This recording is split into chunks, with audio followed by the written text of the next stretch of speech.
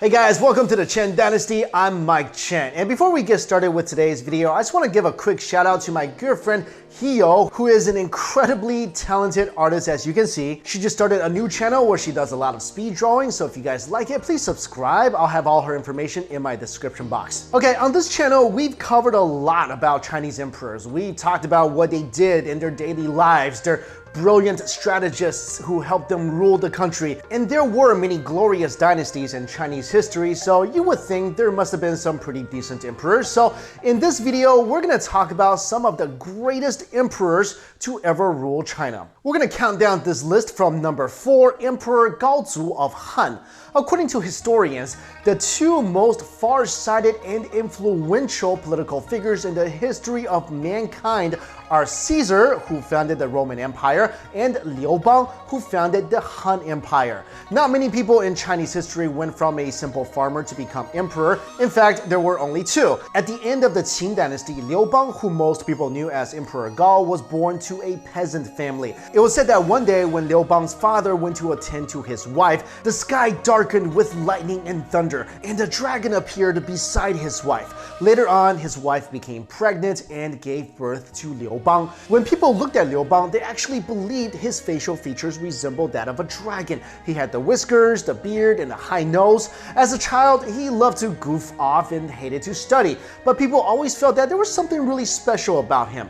As Liu Bang grew up, he was appointed patrol officer of his town, and that's when he saw firsthand all the suffering the people are going through under the brutal Qing regime, and so he secretly began preparing himself to fight against the Qing dynasty. After Qin Shi Huang's death, Liu Bang rebelled against the Qing dynasty and together allied with a mighty warrior, Xiang Yu, led the uprising army against the Qing. In October of 206 BC, he and his army attacked Xiangyang, the capital city of the Qing, ahead of Xiang Yu's army and overthrew the Qing Empire. During his reign, Liu Bang reduced taxes, promoted Confucianism, and suppressed revolts from warring states, going down in history as one of the greatest Chinese emperor of all time. But as great as Liu Bang was, he might not have been as great as one of his descendants. So let's stay in the Han Dynasty because this next emperor we're talking about is actually deemed as the greatest emperor in the Han Dynasty, and that is Emperor Wu. Emperor Wu of the Han Dynasty, also known as Han Wudi, ruled from 141 to 87 BC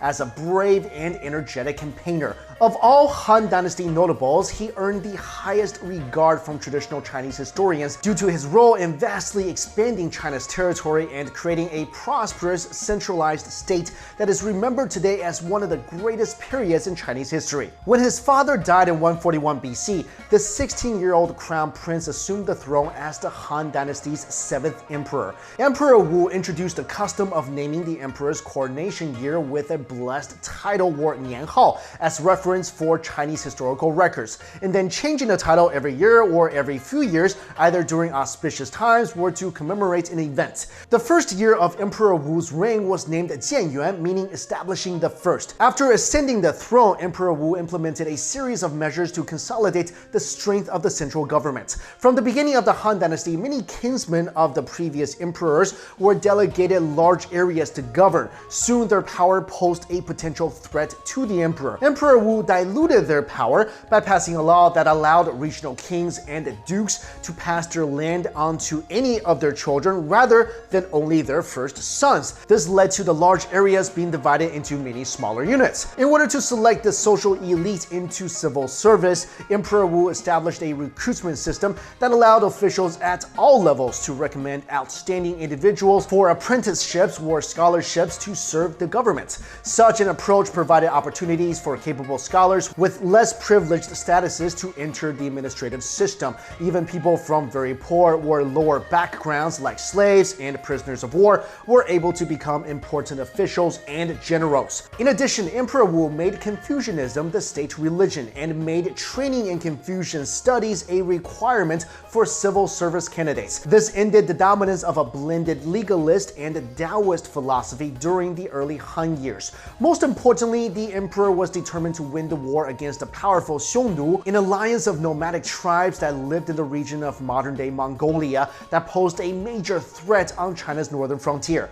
Han troops drove the Xiongnu from the north away from China's borders and then expanded further west into what is now Kyrgyzstan and Uzbekistan. Meanwhile, in 138 BC, the emperor dispatched his envoy to the far western regions to seek long-lasting allies and to foster cultural exchange. This resulted in further connections between the Han territories, the western regions of China, and Central Asia.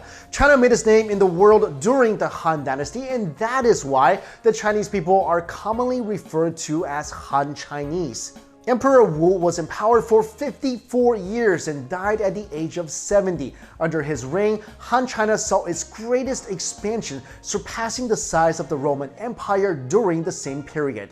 Number 2. Emperor Kangxi. Emperor Kangxi once wrote, "What man am I that among all those who have reigned, it should be I who reign the longest?" During the mid-17th century, Kangxi ruled the Middle Kingdom for 61 years. In Chinese civilization's 5,000 years, not only did he serve as the emperor the longest, but he's also memorialized as one of the wisest and accomplished of all emperors. Kangxi was the 4th emperor of the Qing dynasty.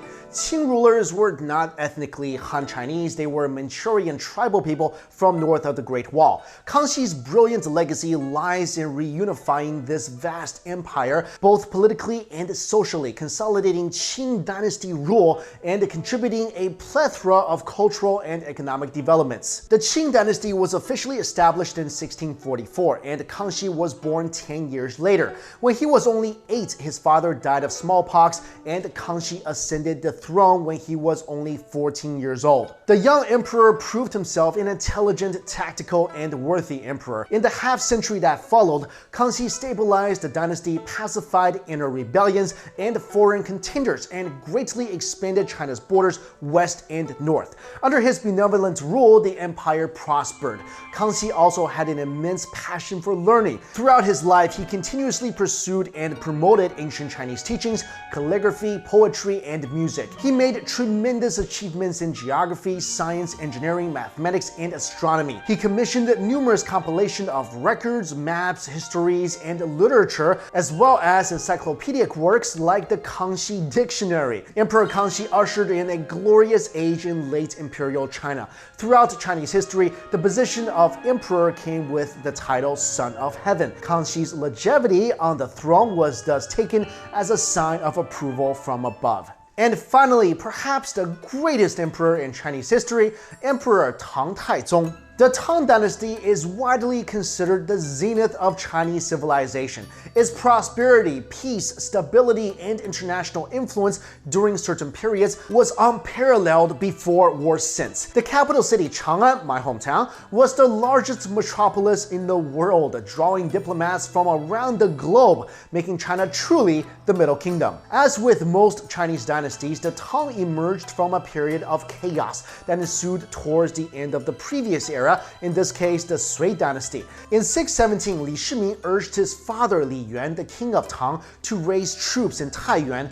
Within 5 years, they managed to squash all the rebellions around the empire. Li Shiming assumed the throne in 626 and took the name Emperor Taizong of Tang. Tang Taizong is recognized as one of the greatest emperors in Chinese history. He was a military genius capable of commanding a battlefield from thousands of miles away, as well as an excellent poet, writer, and calligraphist. Emperor Taizong cherished his people and governed accordingly. He founded a literary academy, utilizing it to recruit talented men for his administration. He is also known for making the most of his subjects' strengths, including being unusually tolerant and receptive to constructive criticism and advice. His approach paid off, spurring China's most peaceful and stable period. Both nobility and common folk are said to have lived harmoniously and happily, with very low crime rate and limited official corruption. Historical records describe the period as a time when merchants and traders traveled freely without fear of bandits. The jailhouses remained empty and people felt no need to lock their doors. Bountiful harvests were frequent and 10 liters of rice